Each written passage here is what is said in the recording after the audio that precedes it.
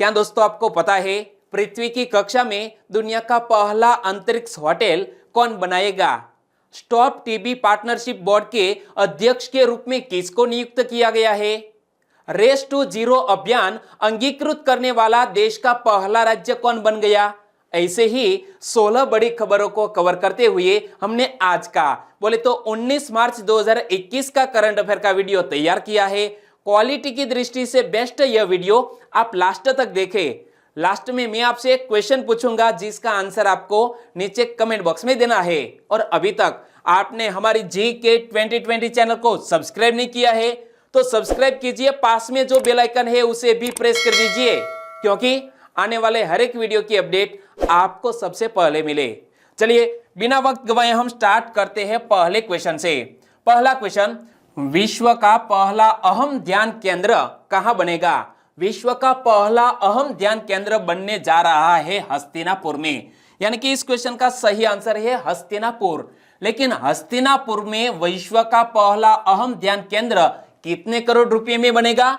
100 करोड़ रुपए की लागत से यह विश्व का पहला अहम ध्यान केंद्र बनेगा हस्तिनापुर में। जम्बूद्वीप, अष्टापद और कैलाश पर्वत के बाद यह भव्य केंद्र जनमानस के लिए ज्ञान, आस्था और आकर्षण का बड़ा केंद्र होगा।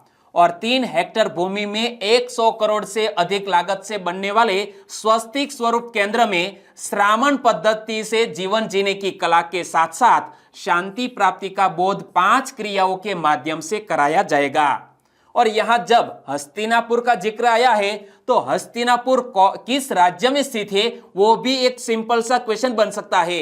हस्तिनापुर उत्तर प्रदेश में स्थित है और इस नगर का नामकरण हाथियों की अधिकता के कारण हस्तिनापुर पड़ा और इसे कभी गजपुर भी कहा जाता था। और हस्तिनापुर आपने महाभारत सीरियल देखी है तो ओके, इनसे जुड़ा हुआ भी एक क्वेश्चन बन सकता है। महाभारत काल में हस्तिनापुर किस वंश के राजाओं की राजधानी थी?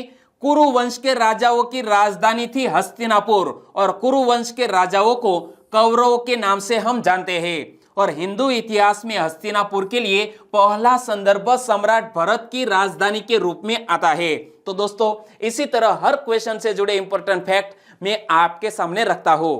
हमारा यह तरीका आपको अच्छा लगता है लाइक करना मत भूलिएगा। दूसरा क्वेश्चन है आपके स्क्रीन पर, पृथ्वी की कक्षा में दुनिया के पहले अंतरिक्ष होटल का निर्माण कौन करेगा? पृथ्वी की कक्षा में दुनिया के पहले अंतरिक्ष होटल का निर्माण करेगा OAC। यानी कि इस क्वेश्चन का सही आंसर है OAC। लेकिन इसका पूर्ण स्वरूप क्या होता है? Orbital assembly corporation. तो ऑर्बिटल असेंबली कॉर्पोरेशन एक अमेरिकी अंतरिक्ष निर्माण कंपनी है और ऑर्बिटल असेंबली कॉर्पोरेशन पृथ्वी की कक्षा में दुनिया के पहले अंतरिक्ष होटल का निर्माण कब शुरू करेगी? 2025 में निर्माण कार्य शुरू होगा। और इमेज में आप देख सकते हैं दोस्तों, इसी तरह राउंड शेप में यह होटल बनेगा। होटल में एक थीम रेस्तरां, सिनेमा घर, स्पा सेंटर होंगे और 400 लोगों के लिए कमरा भी होगा। 2027 में परिचालन शुरू हो जाएगा।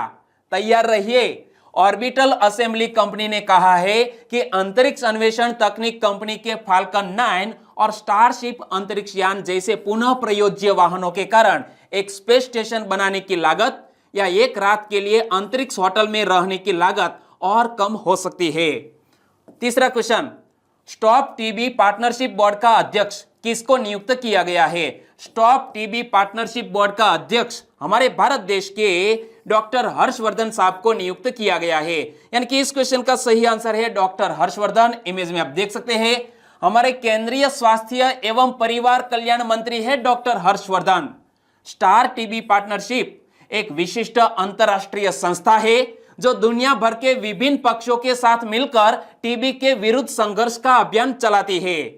और स्टार टीबी पार्टनरशिप बोर्ड के अध्यक्ष के रूप में डॉक्टर हर्षवर्धन जुलाई 2021 को अपना पदभार संभालेंगे और उनका कार्यकाल 3 वर्षों का होगा। स्टॉप टीबी पार्टनरशिप बोर्ड का विजन क्या है? टीबी मुक्त विश्व। और स्टॉप टीबी पार्टनरशिप का गठन कब किया गया था? वर्ष 2000 में। संगठन का सचिवालय कहां पर स्थित है? स्विट्जरलैंड के जिनीवा में स्थित है। और स्टॉप टीबी पार्टनरशिप का मुख्य उद्देश्य क्या है? जन स्वास्थ्य की समस्या बन चुके ट्यूबरक्यूलोसिस को जड़ से खत्म करना। और हमारे भारत देश में टीबी को खत्म करने के लिए एक अभियान भी चलाया गया था जिसका नाम था टीबी हारेगा देश जीतेगा। तो देखो, सितंबर 2019 में डॉक्टर हर्षवर्धन ने राष्ट्रीय टीबी प्रसार सर्वेक्षण के साथ साथ टीबी हारेगा देश जीतेगा नाम से एक नया और बेहद प्रभावी अभियान शुरू किया था। और भारत ने कब तक ट्यूबरक्यूलोसिस यानी कि क्षय रोग को समाप्त करने का लक्ष्य रखा है? साल 2025 तक हम टीबी को खत्म करने वाले हैं। हमारी सरकार ने यह तय किया है कि साल 2025 तक यह क्षय रोगों के रोगियों की संख्या हो जानी चाहिए 0 और दुनिया में टीबी को खत्म करने की समय सीमा 2030 तय की गई है, जबकि भारत ने इससे 5 वर्ष पहले यानी कि 225 तक देश से टीबी को जड़ से खत्म करने का लक्ष्य निर्धारित किया है। चौथा क्वेश्चन, ग्रैमी पुरस्कार 2021 का बेस्ट न्यू आर्टिस्ट का पुरस्कार किसने जीता? ग्रैमी पुरस्कार 2021 की घोषणा की गई और इसमें बेस्ट न्यू आर्टिस्ट का पुरस्कार जीत लिया है मेगन थी स्टैलियन ने।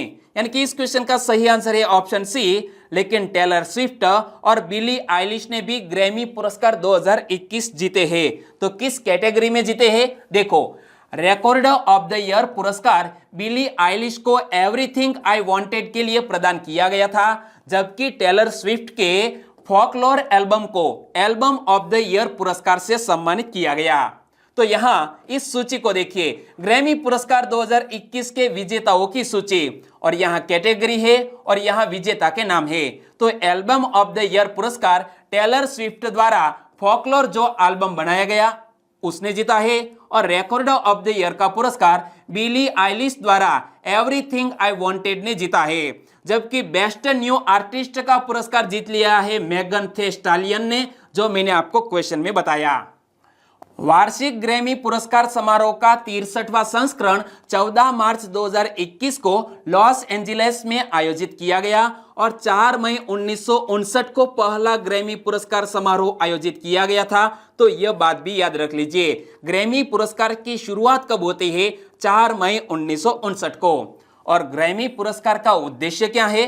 कलाकारों की संगीतमय उपलब्धियों को सम्मानित करना और उनका सम्मान करना। और ट्रॉफी में क्या प्रदान किया जाता है? तो ट्रॉफी एक सोने का पानी चढ़ा हुआ ग्रामोफोन का प्रतिनिधित्व करता है। इमेज में आप देख सकते हैं। पांचवा क्वेश्चन, रेस टू जीरो अभियान को अंगीकृत करने वाला देश का पहला राज्य कौन बन गया? रेस टू जीरो अभियान को अंगीकृत करने वाला देश का पहला राज्य बन गया है छत्तीसगढ़। यानी कि इस क्वेश्चन का सही आंसर है छत्तीसगढ़। और रेस टू जीरो के समर्थन के साथ ही छत्तीसगढ़ स्वास्थ्य क्षेत्र के इस अभियान को अंगीकृत करने वाला देश का पहला राज्य बन गया है। और जिसका उद्देश्य क्या है? 2050 तक कार्बन के उत्सर्जन से राज्य को मुक्त करना है। और वर्तमान में रायपुर, दुर्ग, कोरबा, रायगढ़ समेत कई जिलों में वायु प्रदूषण अधिक है और राज्य में कार्बन उत्सर्जन की वजह से कैंसर जैसी जानलेवा बीमारियां, अस्थमा, फेफड़ों के संक्रमण जैसे गंभीर रोग हो रहे हैं। और दोस्तों, कल ही मैंने आपको करंट अफेयर में बताया था कि विश्व के 30 सबसे प्रदूषित शहरों की सूची में 22 हमारे भारत के हैं। तो रेस टू जीरो अभियान क्या है? देखो, यह एक वैश्विक अभियान है जो UNFCCC द्वारा गैर राज्य संस्थाओं से एक स्वस्थ शून्य कार्बन उत्सर्जन के लक्ष्य की प्राप्ति के लिए शुरू किया गया है। और रेस टू जीरो अभियान के बारे में आपको आगे बताऊं तो इस अभियान का लक्ष्य क्या है? जलवायु परिवर्तन से भविष्य में होने वाले संकटों को समय रहते रोकने, नौकरियों के अवसर जुटाना, समावेशी और सतत विकास को बढ़ावा देना है। और जब इसको अपनाने वाला पहला राज्य बन गया है छत्तीसगढ़। छत्तीसगढ़ का गठन कब हुआ? 1 नवंबर 2000 को। और छत्तीसगढ़ की कैपिटल का नाम है रायपुर, लेकिन रायपुर से थोड़े दूर एक नया रायपुर शहर भी बसाया गया है जिसका नाम बदलकर कर दिया गया है अटल नगर। और छत्तीसगढ़ की वर्तमान राज्यपाल कौन है? अनुसुईया उइके। और छत्तीसगढ़ के मुख्यमंत्री है भूपेश बघेल। और दोस्तों, लाख को खेती का दर्जा देने वाला देश का पहला राज्य भी है छत्तीसगढ़। और आप मैप में देखिए दोस्तों, मध्य प्रदेश से अलग हुआ यह छत्तीसगढ़, जिसके आसपास में कौन कौन से राज्य है? तो यहाँ पर मध्य प्रदेश, महाराष्ट्र, यहाँ पर तेलंगाना, यहाँ पर है ओडिशा, यहाँ पर झारखंड और थोड़ा सा यहाँ पर टच करता है उत्तर प्रदेश से।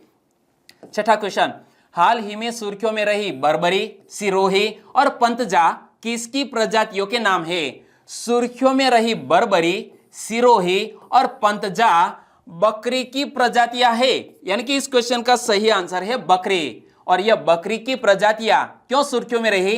देखो, उत्तराखंड का पहला बकरी अनुसंधान एवं प्रजनन केंद्र पिथौरागढ़ में खुलेगा। कहां पर? पिथौरागढ़ में। और उत्तराखंड में अभी तक बकरी अनुसंधान केंद्र नहीं है।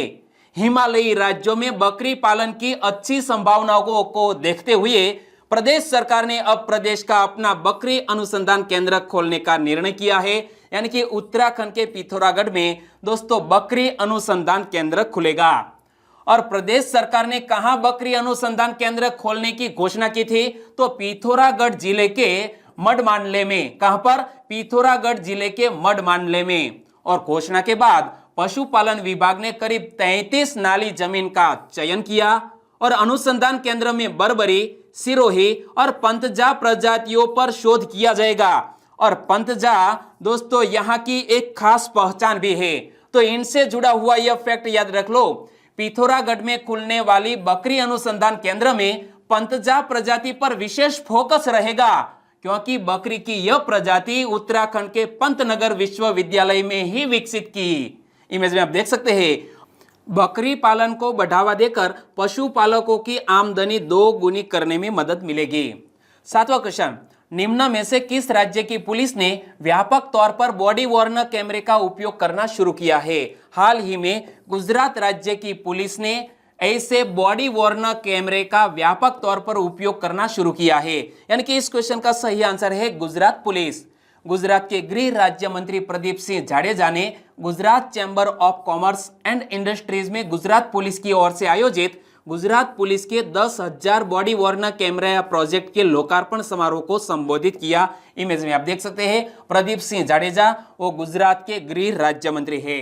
और 10,000 में से 1,000 कैमरे लाइव ब्रॉडकास्टिंग कैमरे हैं।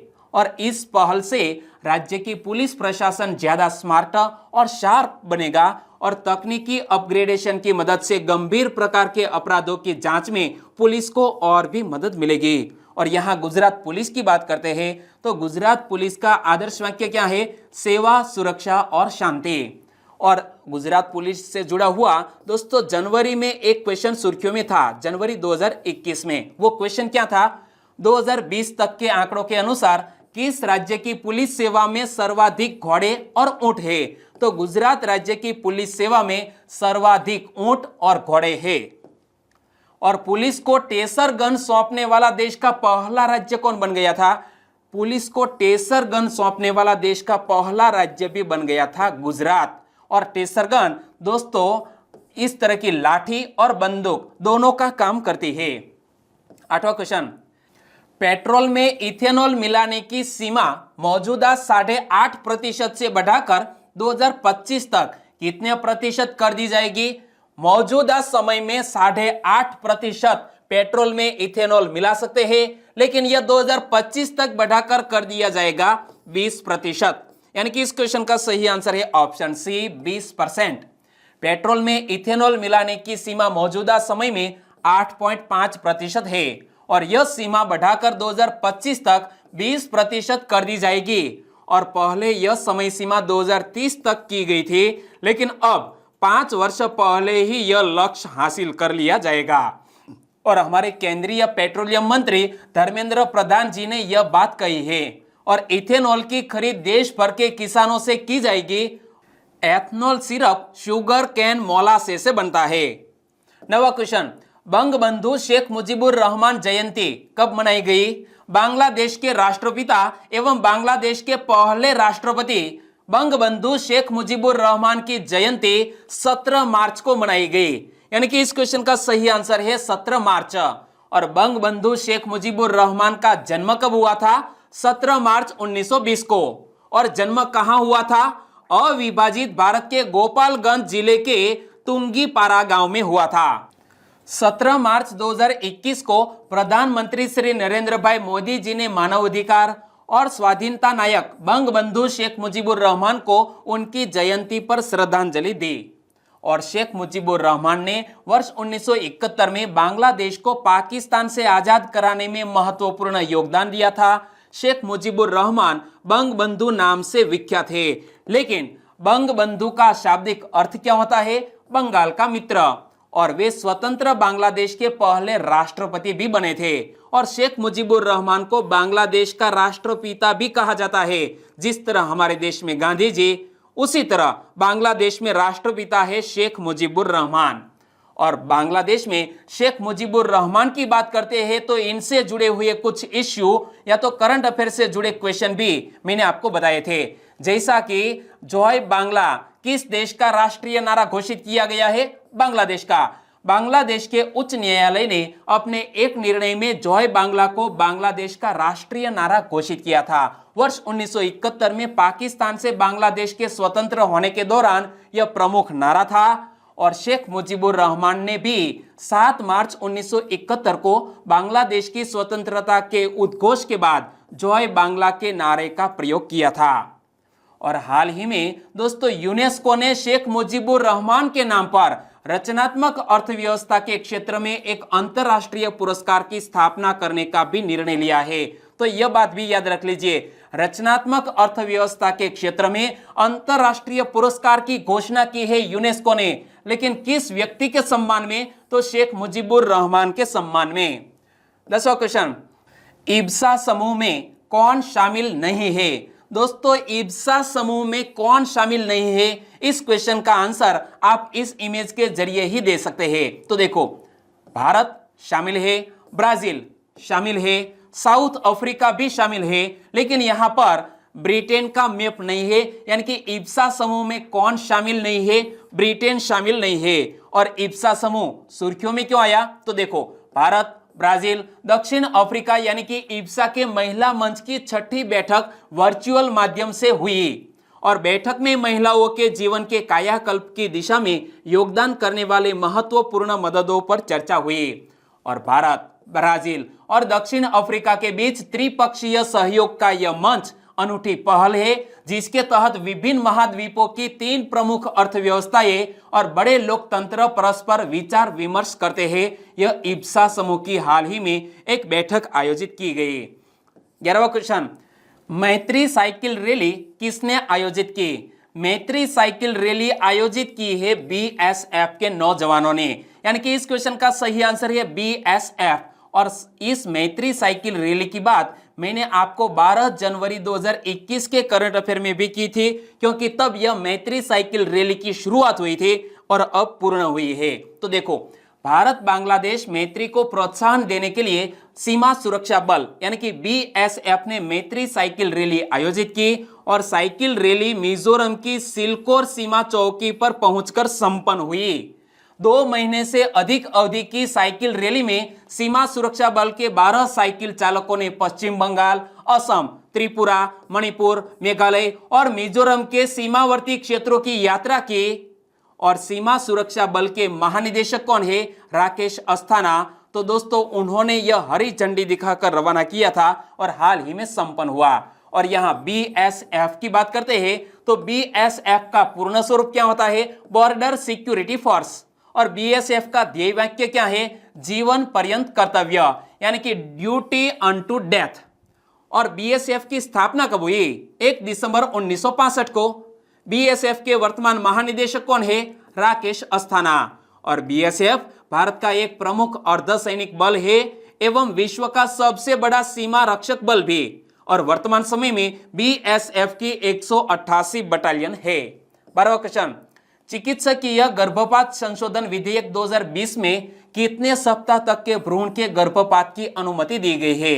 हाल ही में यह चिकित्सकीय गर्भपात संशोधन विधेयक 2020 पारित किया गया और इस विधेयक के अनुसार 24 सप्ताह के भ्रूण के गर्भपात की अनुमति दी गई है। यानी कि इस क्वेश्चन का सही आंसर है 24 सप्ताह। संसद ने चिकित्सकीय गर्भपात संशोधन विधेयक 2020 पारित कर दिया है और राज्यसभा ने इसे मंजूरी दी। लोकसभा पिछले वर्ष मार्च में इसे पारित कर चुकी है और विधेयक में गर्भपात की मंजूरी सीमा को वर्तमान 20 सप्ताह से बढ़ाकर 24 सप्ताह करने का प्रावधान किया गया है। और विधेयक में अब यह प्रावधान भी किया गया है कि 20 सप्ताह के अंदर गर्भपात के लिए एक डॉक्टर की सलाह की जरूरत होगी, जबकि कुछ विशेष श्रेणी वाले महिलाओं के संदर्भ में 20 से 24 सप्ताह के मामले में 2 डॉक्टर के परामर्श की आवश्यकता होगी।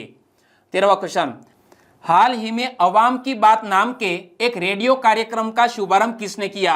अवाम की बात, जिस तरह मन की बात, इसी तरह अवाम की बात नामक एक रेडियो कार्यक्रम का शुभारंभ किया है मनोज सिन्हा ने। यानी कि इस क्वेश्चन का सही आंसर है मनोज सिन्हा। और मनोज सिन्हा बोले तो हमारे जम्मू कश्मीर के वर्तमान लेफ्टिनेंट गवर्नर, केंद्र शासित प्रदेश जम्मू कश्मीर के उपराज्यपाल मनोज सिन्हा ने आवाम की बात नाम के एक रेडियो कार्यक्रम का शुभारंभ जम्मू के राजभवन में इसके वेबसाइट की शुरुआत से किया। और आधे घंटे का यह कार्यक्रम अप्रैल से हर महीने तीसरे रविवार को प्रसारित किया जाएगा।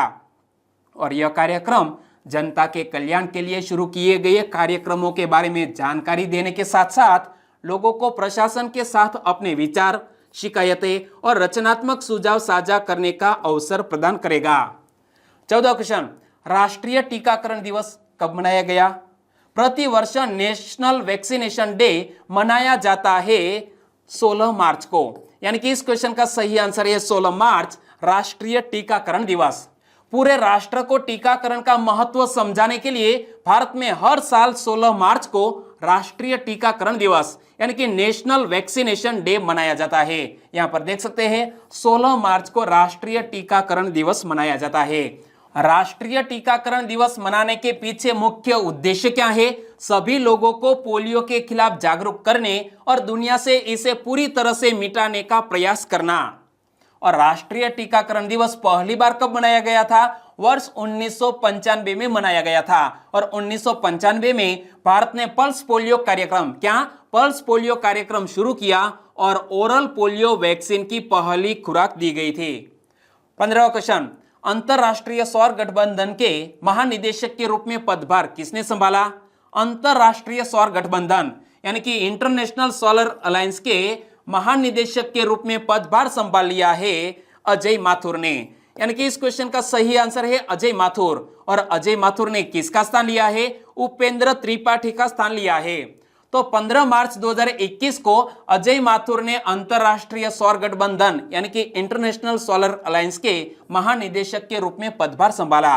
और 15 फरवरी को इंटरनेशनल सोलर अलायंस की विशेष सभा ने माथुर को महानिदेशक के रूप में चुना और यह नियुक्ति 4 साल के लिए है। 15वां क्वेश्चन, राज्यसभा में राष्ट्रपति कितने सदस्यों को मनोनीत करता है? राज्यसभा में राष्ट्रपति 12 सदस्यों को मनोनीत करता है। यानी कि इस क्वेश्चन का सही आंसर है 12। लेकिन यह क्वेश्चन करंट अफेयर में क्यों आया? तो देखो, राज्यसभा के मनोनीत सदस्य स्वप्न दास गुप्ता ने पश्चिम बंगाल विधानसभा चुनाव में अपनी उम्मीदवारी की घोषणा के बाद उच्च सदन की सदस्यता से इस्तीफा दे दिया। उन्हें पश्चिम बंगाल विधानसभा चुनाव में भारतीय जनता पार्टी ने तारकेश्वर सीट से अपना उम्मीदवार बनाया है। यानी कि एक राज्यसभा के मनोनीत सदस्य ने इस्तीफा दे दिया है। तो राज्यसभा के वर्तमान सभापति कौन है? एम वेंकैया नायडू। और राज्यसभा के उपसभापति का नाम है हरिवंश नारायण सिंह। इमेज में आप देख सकते हैं। और राज्यसभा से जुड़े इतने फैक्ट आपको हमेशा के लिए याद रखने चाहिए। और आपको याद है तो मेरे साथ साथ बोलिए, राज्यसभा का गठन हमारे संविधान के अनुच्छेद 80 के तहत किया जाता है। राज्यसभा में अधिकतम सदस्य संख्या हो सकती है 250, लेकिन वर्तमान में राज्यसभा में सदस्यों की संख्या है 245।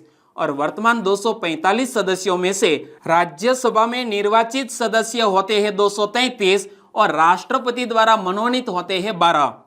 और सभापति राज्यसभा का सदस्य नहीं होता है, उपसभापति सदन का सदस्य होता है। और राज्यसभा में सदस्यता पाने हेतु तो न्यूनतम आयु होनी चाहिए 30 वर्ष। और अब बात करते हैं लास्ट वीडियो के क्वेश्चन के।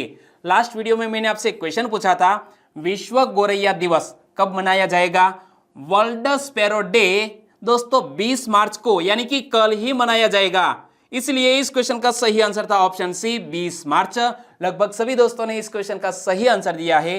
इनमें से कुछ सब्सक्राइबर फ्रेंड के नाम लेना चाहूंगा तो वो है शिवानी गनवा, करण सथवारा, लव कुश शाह, निशा राठौड़, सुनील सिंदल, सुन्नी राज, अंकु वसावा, गोपाल मधेसिया। इन सभी दोस्तों ने इस क्वेश्चन का सही आंसर दिया। साथ साथ मैंने आपको करंट अफेयर में क्वेश्चन पूछा था जैन धर्म के 24वें तीर्थकर कौन है, तो आएगा जवाब महावीर स्वामी। लव कुश शाह ने भी इसका जिक्र किया है और सुन्नी राज ने भी इसका जिक्र किया है। जितेंद्र चौडाई, पूजा नलवाड़े, आकाश अनुपम, जयतिका जनक, राकेश गामित, वासन सुरेश, के.एस. महिड़ा और अरमान सिंह जाडेजा। सभी दोस्तों को सही आंसर लिखने के लिए बहुत बहुत धन्यवाद। धोलिया किंजल, हर्षित मकवाणा, राजभाग गढ़वी, राजेश प्रजापति, राहुल गामित, कीप साकरिया, सत्येंद्र पटेल और राधिका डोडिया। सभी दोस्तों को बहुत बहुत धन्यवाद। और आज के वीडियो का क्वेश्चन ए रहा स्क्रीन पर, सुर्खियों में रहे विराट चंद्रा के संदर्भ में कौन सा विकल्प सही है। 4 ऑप्शन आपकी स्क्रीन पर है और यह विराट चंद्रा हाल ही में सुर्खियों में किस वजह से रहे वो भी आप जानते हैं तो नीचे कमेंट बॉक्स में लिख सकते हैं। और आपको आंसर पता ही होगा क्योंकि कल का वीडियो आपने ध्यान से देखा है, बहुत ही अच्छी बात है। और वीडियो वाकई में अच्छा लगा है तो फेसबुक, व्हाट्सएप या टेलीग्राम के जरिए इस वीडियो की लिंक शेयर करना मत भूलिएगा। बस छोटी सी उम्मीद के साथ वीडियो खत्म करते हैं, फिर मिलेंगे नए करंट अफेयर वीडियो के साथ। तब तक के लिए टेक केयर एंड जय हिंद।